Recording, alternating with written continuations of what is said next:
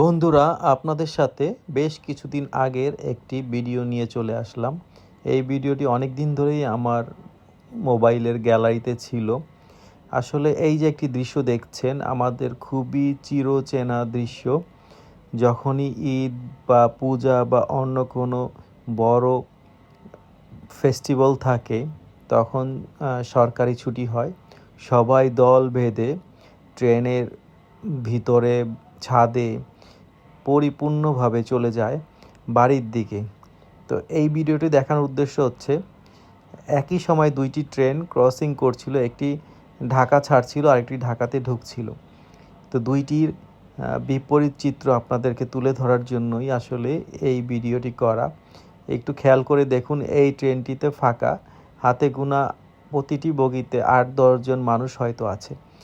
তো ওই ট্রেনটি বাড়িতে ফিরে যাচ্ছে সবাইকে নিয়ে, ঢাকা ছাড়ছে। আসলে ঢাকা যখন ছাড়ে ছুটির দিনে, তখন এরকম দৃশ্য প্রায়ই দেখা যায়।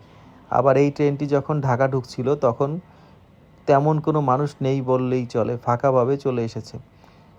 তো সবসময় এটি আবার যখন ছুটি শেষ হয়ে যাবে, তখন আবার বিপরীত একটি দৃশ্য দেখা যাবে। তখন কিন্তু ঢাকা ফেরার মানুষের ভিড় বেশি থাকবে। সবার কাছে ভিডিওটি কেমন লাগলো জানাবেন। ধন্যবাদ।